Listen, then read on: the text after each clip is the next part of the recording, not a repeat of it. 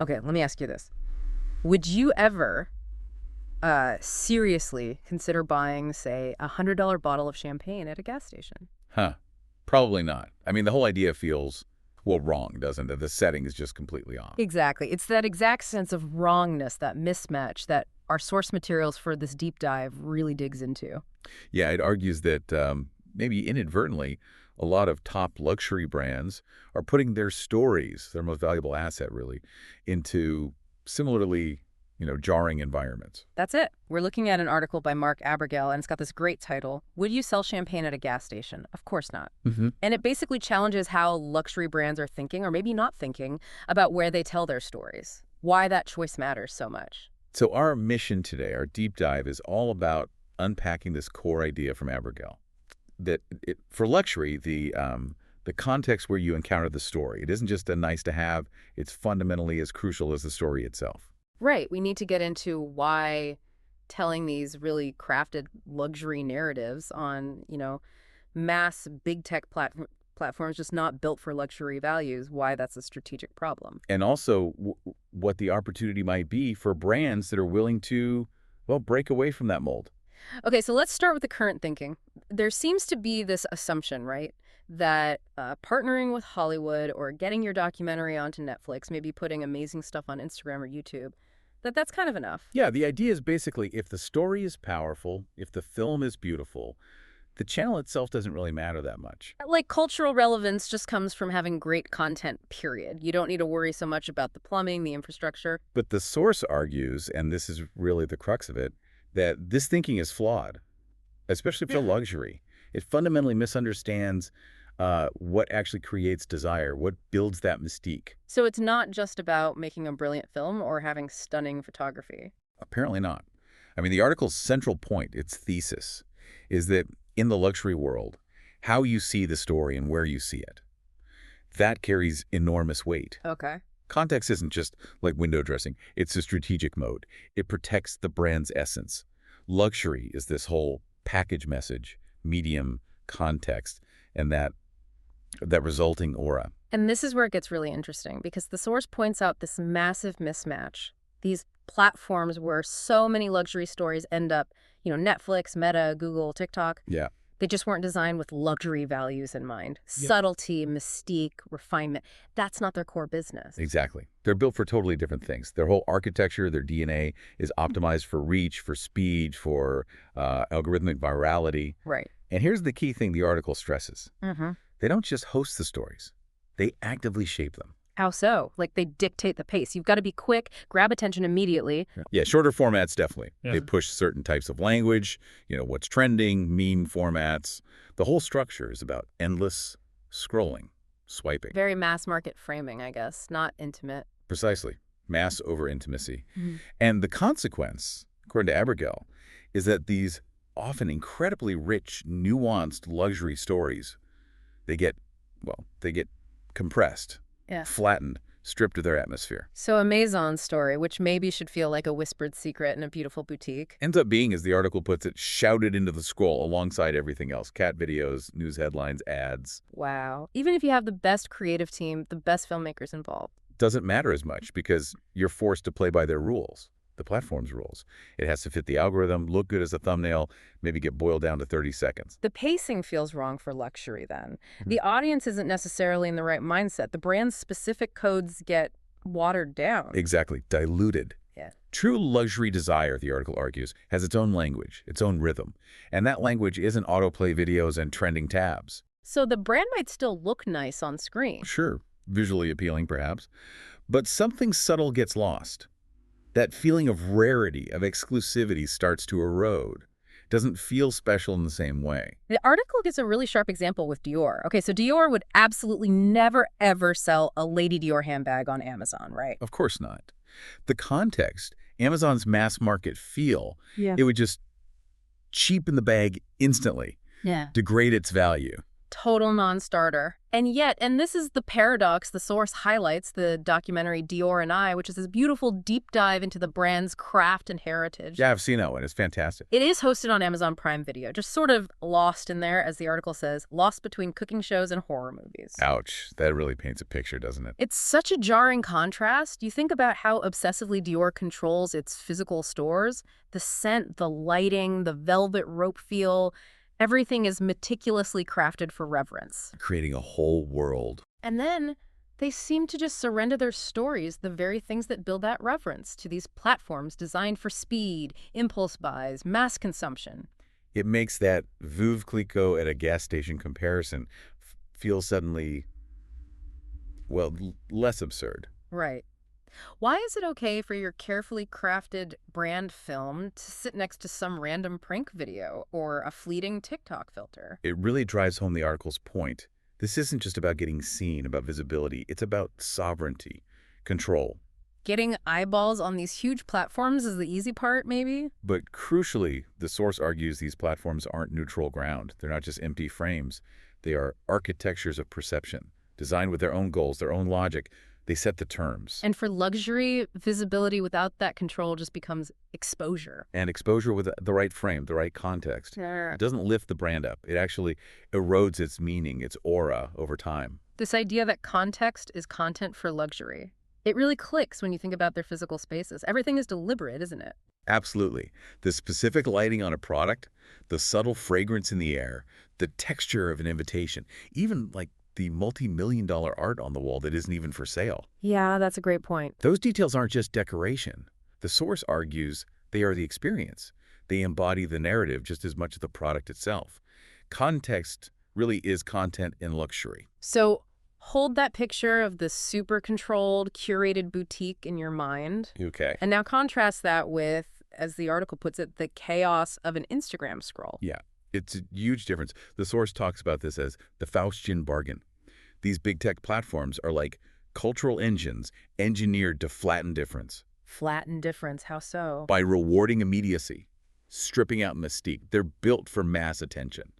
Rarity is almost treated like a bug, you know. Nuance just slows things down, creates friction. So their logic is basically compress everything, make it fast, reward what goes viral right now. Exactly. Speed and scale. Yeah. That's the game. And the result is that even incredibly special, artistic, emotionally deep stories, they just get chucked into the same stream as everything else. Swipe, scroll, forget. The platform's structure itself makes the exceptional feel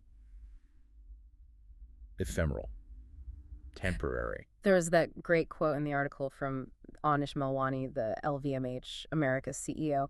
He was talking about why they put serious art in their stores. Oh, yeah, I remember that part. He said something like, we're not selling the art, but having the art in that environment creates this feeling of inspiration, and it reinforces that feeling of accomplishment. That feeling of accomplishment, that's so key to luxury's emotional pull, isn't it? Yeah. It's not just buying a thing. It's about feeling like you've arrived, belonging to this curated world. But that feeling, that specific emotion, it needs the right environment to actually bloom. It just doesn't really translate well into a 30-second viral clip or some algorithm pushing content at you. And you think about the clients, the high net worth individuals, they're already used to this curated context, right? Yeah. They expect it. Totally. First-class lounges, private clubs, they value exclusivity and environments that signal you belong here. The context reinforces the value proposition. The source makes this really sharp point.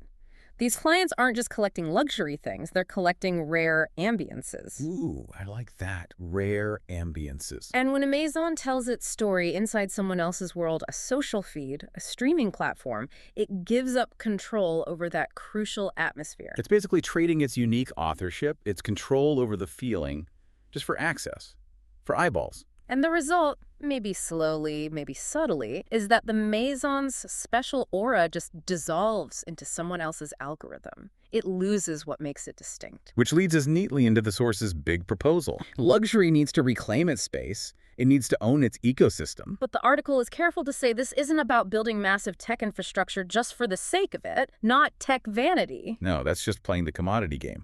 This is about cultural sovereignty, authorship, control over the narrative environment. Technology, in this view, should serve the story, help deepen it, not dictate how it's told or how fast. Moani's example was described as a quiet but radical blueprint. LVMH avoided the hype around things like meme coins, Right. but they did quietly embed chips in some bags using blockchain for digital passports to guarantee authenticity. They didn't even call them NFTs. That feels really smart, actually. It wasn't chasing trends, it was using tech almost invisibly to reinforce core luxury values like authenticity, trust, transparency. Exactly. Tech serving tradition, not trying to replace it. So what does owning your own cultural ecosystem actually allow you to do, according to the source? Well, first, it gives you cultural sovereignty, complete control. How the story is told, who gets to see it, the format, the pace, no external algorithm messing with the logic or deciding who sees what. Okay, that makes sense. What else? Second, data intimacy. Understanding your clients not through, cookies and creepy third-party tracking, but through shared experiences, memory, emotion, consent, building real relationships. Not just transactional data points. Right. And third, it lets luxury operate at its natural rhythm, ritual and pace.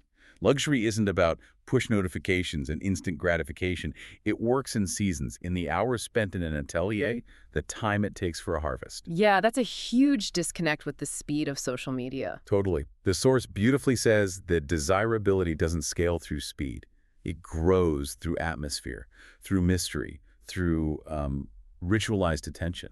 When you think about it that way, you can imagine some amazing content possibilities within an owned ecosystem built for that kind of reverence. Exactly. The source throws out ideas like, imagine a Loro Piana short film about the cashmere harvest, released seasonally, treated like a real cultural event. Or a Rimowa documentary that's less about luggage and more about the whole philosophy of travel and discovery. Slow, thoughtful. A Moet and Cheval Blanc masterclass presented like a beautiful cinematic poem, not rushed. Maybe a series curated by Pharrell Williams exploring something deep like the history of Black dandyism. Or even funding genuinely high-quality fictional series, like Oscar-level stuff, where luxury is just the authentic backdrop, not the blatant focus. There's that really blunt quote from an unnamed senior LVMH exec in the article, Oh, yeah. saying something like, "Today we have to pander to Hollywood, Netflix, Instagram, fit their mold. If we had our own ecosystem, we'd never have to dilute or pander again, ever." Wow. That really lays it bare, doesn't it? It absolutely does. Owning the ecosystem isn't about hiding away. It's about building your own stage where the world comes to experience luxury on luxury's terms. In its authentic voice, at its own pace. Yeah, and the strategic payoff.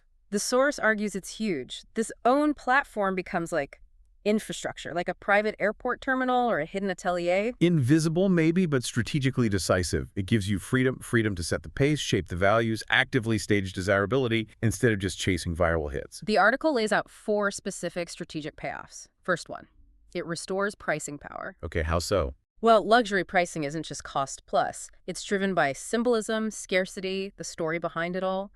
An owned platform lets you unfold that story, the artisan, the muse, the history, in a controlled, immersive way. So it translates that symbolic value, that meaning, directly into the ability to command a premium price. It's building the why behind the price tag. Exactly. Building meaning, not just fiddling with profit margins. Yeah. Second payoff. It builds unshakable desirability. Emotional connection, not just data points again. Right. Luxury desire is deep, emotional. Owning the platform lets you whisper, not shout. You can be precise, control the mood, the atmosphere. It's that mise-en-scène idea the source mentions being felt, not just seen. Like those examples, the seasonal film, the private masterclass, it creates a feeling. Third payoff. Yeah. It shields the brand from dilution. This is crucial. Like brand insurance. Kinda. Think about the constant barrage of a mass social feed. Your beautiful brand film next to a discount furniture ad or a silly meme. It just wears away at the brand's aura over time. Because algorithms tend to favor the loud, the simple, the instantly gratifying. Right. Owning the platform lets you protect your visual codes, your emotional rhythm, the whole context. You curate your narrative home, just like you curate your boutique. Control the context. Protect the aura. Got it. And the final payoff, it becomes a cultural passport. What does that mean exactly, a cultural passport? In a world that feels pretty fragmented, storytelling is a kind of soft power. An owned platform isn't just about selling stuff, it's this ongoing act of cultural curation, sharing heritage, shaping taste. So it moves beyond just commerce. Yeah, it becomes a tool for building bridges, inviting people into your world based on shared values, cultural alignment. The source even calls it policy by other means. The platform becomes this passport to global influence, allowing the Maison to be a curator of taste and culture, but on its own terms. And the source gives this power a name: narrative capital. Narrative capital, I like that. And it suggests this might actually be more potent than financial capital today. Because money buys access, sure, but narrative builds lasting meaning, connection, loyalty. Okay, so if we pull all this together, the core message from this deep dive seems really clear. For luxury brands, it's not just what stories you tell, even if they're amazing stories. It's where you tell them and how. And maybe most importantly, on whose terms you're telling them. These mass platforms, big tech, Yeah. this source frames them as powerful temples of attention, sure. But they have their own rules, their own logic. And when luxury plays by those rules, tells its stories there, it's like praying at someone else's altar. You have to conform. And that conformity, no matter how slick it looks on the surface, it risks chipping away at the very essence of what makes luxury feel, well, luxurious. It might still look like luxury, but it subtly stops feeling like it over time. Because that feeling, that desire in luxury, it's so tied up not just in the message, but the medium, the frame, the texture, the pace, even the silence around it. Yeah, like that art in the store that isn't for sale but makes you feel something. Or the invitation to an exclusive event you can't just click on. The story you hear in a special place at a special time. That's the magic. Yeah. And to protect that magic, to scale a brand's aura without watering it down, the argument is you have to control the frame, the environment. You need your own ecosystem, one built for reverence, not just clicks. An ecosystem that protects rarity, respects attention, rewards depth over just going viral. Ultimately, the source argues what's really on the line here for these historic maisons is their cultural sovereignty, their ability to define themselves. And it leaves us with this really powerful final thought. The luxury houses that figure out how to own both their unique voice and the stage where that voice is heard. Those are the ones that will likely define the next 50 years of luxury. And the ones that don't, the ones that just keep trying to fit into everyone else's platform. Well, the implication is they'll just scroll by, become part of the noise. Wow. It really makes you think about that whole concept of narrative capital, doesn't it? Like, Yeah. where else do we see this playing out? Where the context, the how and where is maybe even more powerful in shaping value and meaning than the what itself. A fundamental strategic question, I think, for anyone trying to build something meaningful and lasting in a world that seems increasingly geared towards the fast and the fleeting. Definitely something to chew on.